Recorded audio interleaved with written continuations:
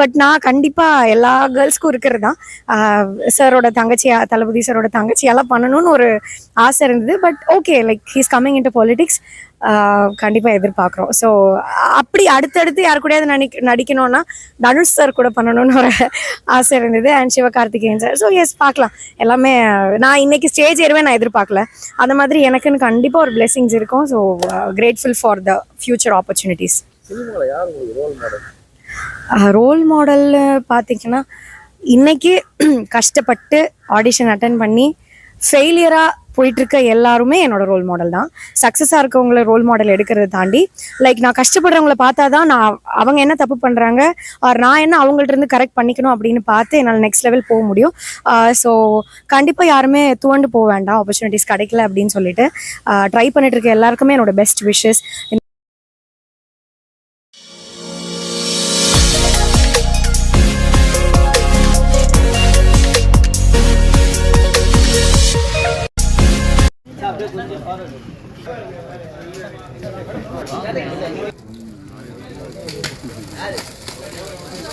Mobile மட்டும் கொஞ்சம்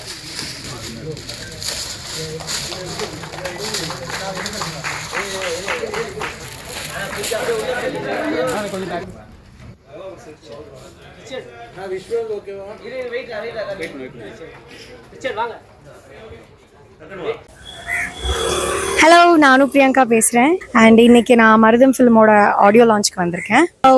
கேரக்டருங்கிறது இப்போ நான் வந்து அதை ரிவீல் பண்ண முடியாது. பிகாஸ் அதில் ஒரு நல்ல ஒரு ஸ்கோப் இல்லை ஒரு கேரக்டர் தான், ஒரு டேர்னிங் பாயிண்டாக இருக்கும்னு சொல்லலாம். ஸோ அப்பார்ட் ஃப்ரம் தட் இன்னும் நம்ம அதை சொல்ல முடியாது இல்லையா. October 10th கண்டிப்பாக எல்லாரும் தேட்டரில் போய் பார்க்கணும் அப்படின்னு சொல்லி கேட்டுக்கிறேன். டேரக்டர் வந்து கதை சொல்லியிருந்தாரு, உங்களுக்கு வந்து சின்னது தான் போர்ஷன் அப்படின்றப்போ அது எப்படி ஏற்றுக்கிட்டீங்க? அதை நான் சொன்ன மாதிரி அன்பழகன் சார், சாட்டை அன்பழகன் சார் ஃபிலிமில் தான் நான் வந்து அதில் ஒரு நல்ல ரோல் பண்ணியிருந்தேன். அங்கேயே எனக்கு வந்து கஜேந்திரன் சார் தெரியும். ஸோ அவர் இந்த ஸ்கோப் உள்ள கேரக்டர் அப்படின்னு சொன்னப்போ ஓகே, இன்னும் நம்ம கதையை சூஸ் பண்ணி ரிஜெக்ட் பண்ணுற அளவுக்கெல்லாம் நம்ம வந்து இன்னும் நெக்ஸ்ட் லெவல், லைக் அதுக்கெல்லாம் டைம் இருக்குது. ஸோ எனக்கு ரொம்ப பிடிச்சிருந்தது, பண்ணால் நல்லாயிருக்கும்னு தோணுச்சு, பண்ணேன், அவ்வளோதான். ஆனால் இப்போ சொன்னீங்க நீங்கள் சின்ன கேரக்டராக இருந்தாலும் ஓகே நான் பண்ணுறேன் அப்படின்னு ஸ்டேஜில் அதான் சொன்னீங்க. இன்னைக்கு பாலா அப்படின்னு ஒரு பெரியவருன்னா அவரு இப்போ தான் அப்கமிங் வர, அவருக்கு 50 ஹீரோயின் போயிருந்தாங்க. அப்படின்றப்போ உங்களை மாதிரி ஆட்கள்லாம் அன்றைக்கி வந்து கிடைக்கல அப்படின்றப்போ ரிஜெக்ட் பண்ணாங்க. அந்த மாதிரின்றப்போ நீங்கள் ஏதாவது கதைக்கு ஹீரோ மாதிரி ஏதாவது ரிஜெக்ட் பண்ணுறது இல்லை. நான் இது வரைக்கும் அந்த மாதிரி எனக்கு ஃபர்ஸ்ட் ஆஃப் ஆல் அந்த மாதிரியான ஸ்டோரிஸ் வந்தது கிடையாது. ரிஜெக்ட் பண்ணுற அளவுக்கு ஸ்டோரிஸ் எனக்கு வந்தது கிடையாது. எல்லாமே ரொம்ப டீசெண்டாக, ரொம்ப ரீசனபிளாக, கண்டிப்பாக இப்போ உள்ள ஆடியன்ஸ்க்கு தேவைப்படுற மாதிரியான கதைகள் தான் எனக்கு வந்திருக்கு. அண்ட் பாலா சாரோட ஃபிலிம் எல்லாம் இப்போது லைக் எனக்கு தெரியல, எங்களுக்கு இன்னும் அந்த மாதிரி அப்ரோச்சஸ் வரல. அண்ட் யாரெல்லாம் ரிஜெக்ட் பண்ணாங்கன்னு எனக்கு தெரியல. மைட் பி அவங்கெல்லாம் கொஞ்சம் பெரிய ஆக்டர்ஸ் யாராவது ஆப்ட் பண்ணியிருந்ததுனால அவங்கெல்லாம் ரிஜெக்ட் பண்ணியிருக்கலாம். அதுக்கான ரீசன் எனக்கு தெரியல. நம்ம அந்த மாதிரிலாம் ரிஜெக்ட் பண்ணுற டைப் எல்லாம் கிடையாது. எனக்கு கதை தான் முக்கியம், அதில் இருக்க ஸ்கோப். எனக்குன்னு ஒரு டைப் இருக்கும்ல, if I am comfortable doing those kind of stories நான் அக்செப்ட் பண்ணிப்பேன். படம் வந்து வேலூரில் ஷூட் பண்ணியிருந்தாங்க. ஆமாம். லொக்கேஷன் நான் வந்து சென்னையிலே பார்ன் அண்ட் பாட் அப் ஆன கேர்ள். ஸோ வேலூர் வெயில் சொன்ன மாதிரி அப்போ அக்னி நட்சத்திரம்.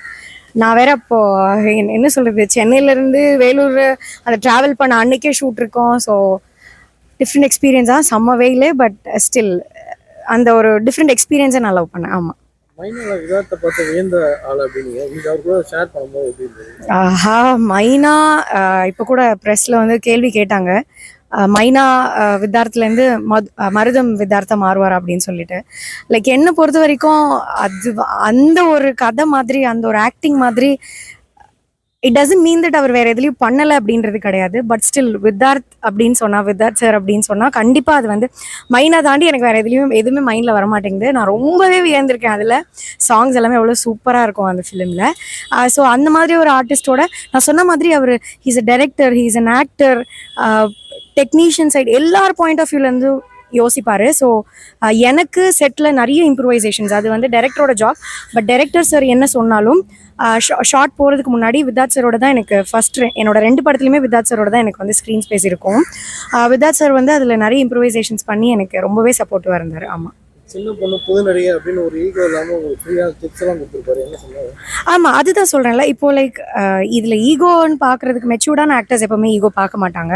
ஏன்னா வந்து எனக்குன்னு ஒரு ஸ்டைல் இருக்கும், அவங்களுக்குன்னு ஒரு ஸ்டைல் இருக்கும். இப்போ ஹீரோயின் ரக்ஷனா அவங்க கூட ஹீரோயினுங்கிற அந்த ஒரு ஸ்டார்டம் எல்லாம் ஷி நெவர் ஷோன் தட் ரொம்பவே டவுன் டு தான். விதார்த் சாரும் அந்த மாதிரி தான். லைக் விதார்த் சார் நான் சொன்ன மாதிரி அவர் ஒரு டைரக்டர் பாயிண்ட் ஆஃப் வியூல இருந்து பார்ப்பாரு. இப்போ வந்து அவரு நடிக்கிறதே நம்ம வந்து செட்டே அழுதுரும். இப்போ அவர் ஒரு எமோஷனல் சீன் பண்றாரு அப்படின்னா செட்டே அந்த சீனை பார்த்து அழுதுரும். நான் அழுதுருக்கேன். நான் ரொம்ப டக்கு டக்குன்னு எமோட் ஆகிற கேரக்டர். ஸோ இந்த கதையை இந்த இந்த ஒரு பர்டிகுலர் சீனை நீ இப்படி பண்ணனா ஆடியன்ஸ்க்கு நீ இப்படி போய் விழுவ, நீ இப்படி வந்து ப்ராஜெக்ட் ஆவ, நீ இப்படி பண்ண அப்படின்னு சொல்லி நான் ஒரு விதமா பண்ணாலும் அவர் என்னை வந்து பயங்கரமா என்னோட அந்த ஒரு ரோலை வந்து ஒரு சீனை வந்து எலிவேட் பண்ணி டீச் பண்ணுவார். So I am very much happy to accept and like அவரோட ஸ்க்ரீன் ஷேர் பண்ணது seriously a very great thing for me. ஆமாம். ஸ்டேஜ்ல வந்து 2 விஷயம் நடந்துச்சு. ஒன்று வந்து மேலே கூப்பிடாம படத்தை மறந்துட்டாங்க, ஆனால் அவர் மேலே கூப்பிட்டு உட்கார வச்சாரு. That is he actually. ஏன்னா அவர் சொன்ன மாதிரி அவர் வந்து அந்த இடத்துல இருந்து வந்திருக்காரு இல்லையா. ஸோ அவரும் என்ன மாதிரி கேரக்டர் ஆர்டிஸ்டாக இருந்து வந்தவர் தான். அவருக்கு அந்த ஒரு ஏக்கம் தெரியும். நான் ஆக்சுவலி பின்னாடி இருந்து எக்ஸ்பெக்ட் பண்ணேன் அப்படிங்கிறத தாண்டி ஐ ஹேட் அ தாட் லைக் நம்மளை கூப்பிட மாட்டாங்க, நம்ம ஒரு சின்ன ரோல் தானே பண்ணியிருக்கோம், நான் எதுவும் பார்க்கல கூப்பிடணும் அப்படி. எனக்கு வந்து ஓகே நம்மள ஷோ இந்த ஈவெண்ட் கூப்பிட்டுருக்காங்க, I am very much grateful for that அப்படின்னு நினச்சி தான் எங்கள் அம்மா கூட நான் உட்காந்து சொல்லிட்டு இருந்தேன். பட் சடனாக சார் வந்து நான் ஒரு 4th ரோல உட்காந்துருந்தேன். சார் என்னை கை காமிச்சு கூப்பிடுறாரு, நான் என்னதான் கூப்பிடுறாரா அப்படின்னு சொல்லிட்டு லைக் அவங்க அப்படி கூப்பிட்டோன்னே ஓகே லைக் கிரேட்ல, அது எல்லாருமே விருப்பப்படுற ஒரு விஷயம். So very much grateful for that moment. Actually என்னோட ஃபர்ஸ்ட் ப்ரெஸ் மீட் கூட இது, நான் ஸ்டேஜில் வந்து உட்காந்து பேசினது. ஆமாம் ஆமாம் ஆமாம் ஆமாம், பேசினதுக்கு ஒரு ஆப்பர்ச்சுனிட்டி கிடைச்சிது. எஸ் கண்டிப்பாக. அவருக்கு ஆசீர்வாதம் வாங்கலாம், நீங்கள் போய் அவர் காலில் வந்து அவர் உங்கள் காலில் வந்து அது லைக் அவர் நான் விழுவேன்னு எக்ஸ்பெக்ட் பண்ணியிருந்திருக்க மாட்டாரு. Usually I do have a habit of getting blessings from people. நான் டைரக்டர் சார் காலில் விழுந்தேன். கரெக்டாக நான் இவர் காலில் விழும்போது கேமரா வந்துருச்சு இந்த பக்கம். நான் விழுந்தோடனே அவரும் அம்மா நீ ஏமா உன் டேலண்ட்டுக்கு தான் எப்பவுமே சொல்வார், நீ பீப்புளுக்கு தேங்க்ஃபுல்லாக இருக்கிறத விட செட்டில் சொல்லியிருக்காரு, பீப்புளுக்கு தேங்க்ஃபுல்லாக இருக்கிறத விட you have something in you. ஸ்டேஜ்லேயே சொன்னார் உனக்கு பிரைட் ஃபியூச்சர் இருக்குன்னு சொல்லிட்டே இருப்பார். மருதம் ஃபிலிமில் ஒரு சீன் பண்ணும்போது he made me stand in front of everybody and அவர் வந்து எல்லாரையும் கிளாப் பண்ண வச்சாரு ஒரு ஒரு ஒரு சீன் பார்த்துட்டு. ஸோ அந்த மாதிரி is very encouraging as well. So grateful to be a part of this film. இல்லை நல்லா தமிழ் பேசுகிறீங்க, தமிழ் நல்லா நடிக்கக்கூடிய உங்களோட இதெல்லாம் நல்லா இருக்குது பர்ஃபார்மன்ஸ்லாம். அப்படின்றப்போ நிறைய டேரக்டர்ஸ் வந்து இன்ஸ்டாகிராமில் வந்து ஒரு ரூம்குள்ளே ஒரு செல்ஃபோனை வச்சு எடுக்கிற அந்த மாதிரி அழகிகளை தேடி தான் போகிறாங்க. அது வந்து உங்களுக்கு எந்த அளவுக்கு? சார் ஆக்சுவலி நானுமே வந்து நான் ஃபர்ஸ்ட் ஆர்டிஸ்டாக தான் வந்தேன். ஃபர்ஸ்ட் படம் வந்து அன்பழகன் சாரோட தான் பண்ணேன். அதுக்கப்புறம் நான் இன்ஸ்டாகிராமில் எனக்குமே நல்ல ஒரு ஃபாலோவர்ஸ் இருந்தது. பட் இன்ஸ்டாகிராமில் வந்து 2 வகை இருக்குது, நம்ம எப்படி நம்மளை போர்ட்ரே பண்ணிக்கணும் அப்படிங்கிறது. நான் வந்து அதில் எனக்கு தெரிஞ்சு ஐ ஹவ் சூஸன் அ கரெக்ட் வேன்னு நான் சொல்ல விரும்புகிறேன். நான் எப்படின்னா லைக் இப்போது ஆடியன்ஸ் வந்து எப்படி வேணால் கிராப் பண்ணலாங்கிற மென்டாலிட்டி உள்ள பொண்ணு கிடையாது. எனக்குன்னு ஒரு ஸ்டைல் இருக்குது. நான் பெர்ஃபார்மன்ஸ் வீடியோவோ இல்லை ஏதாவது ப்ரொஃபஷனலாக பண்ணணும் அப்படின்னு நினச்சி தான் இன்ன வரைக்கும் என்னோட இன்ஸ்டாகிராம் அக்கௌண்ட் மெயின்டைன் பண்ணிட்டு வரேன். டு பி ஹானஸ்ட் எனக்கு அதுலேருந்துமே கன்வர்ஷன்ஸ் வருது. Pilot films, pilot projects or மூவிஸுமே சில டீம் வந்து என் இன்ஸ்டாகிராம்லேருந்து அப்ரோச் பண்ணுறாங்க. பட் ஃபேமை வச்சு எடுக்காம to all the upcoming directors R the directors ஒரு ரெக்வஸ்ட்டாக சொல்கிறேன், இன்ஸ்டாகிராமில் இருக்க ஃபேமை வச்சு ஒரு ஆர்டிஸ்ட்டை ஹையர் பண்ணாமல் எனக்கு நான் நடித்த 3 படங்களுமே நான் சரண்டர் பண்ணியிருக்கேன். லால் சரோட பொண்ணா பண்ணியிருக்கேன், அது ரிலீஸ் ஆகிடுச்சு. அவங்கள ஆடிஷன் பண்ணி ஃபேமை மதிக்காமல் அவங்களோட டேலண்ட்டை மதிச்சு ஆப்பர்ச்சுனிட்டி கொடுத்தா ரொம்ப நல்லாயிருக்கும் அப்படின்னு சொல்லிட்டு நான் நினைக்கிறேன். இன்னும் புதுசாக எதுவும் கமிட் ஆகலை.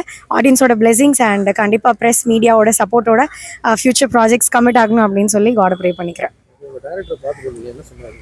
டைரக்டர் கிட்ட நான் சொன்னேன், சார் கண்டிப்பாக நெக்ஸ்ட் ஃபிலிமில் த்ரூ அவுட்டாக நல்லா இதை விட ஸ்ட்ராங்காக இருக்கிற மாதிரியான ஒரு கேரக்டர் வந்து எனக்கு கொடுங்க அப்படின்னு சொன்னேன்.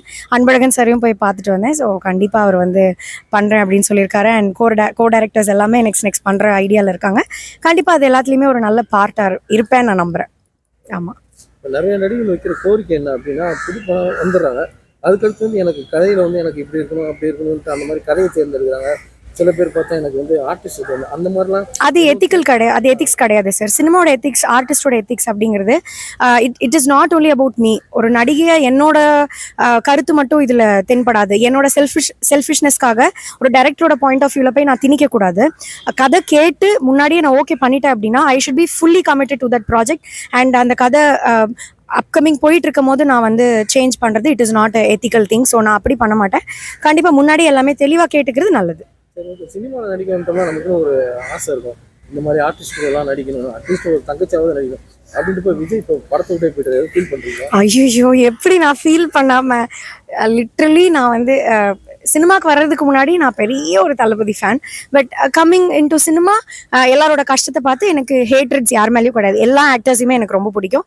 பட் நான் கண்டிப்பாக எல்லா கேர்ள்ஸ்க்கும் இருக்கிறது தான் சாரோட தங்கச்சி, தளபதி சாரோட தங்கச்சியெல்லாம் பண்ணணும்னு ஒரு ஆசை இருந்தது. But okay, like he's coming in to politics, கண்டிப்பாக எதிர்பார்க்குறோம். ஸோ அப்படி அடுத்தடுத்து யார் கூடயாவது நடிக்கணும்னா தனுஷ் சார் கூட பண்ணணும்னு ஒரு ஆசை இருந்தது, and Sivakarthikeyan sir. So yes, பார்க்கலாம்.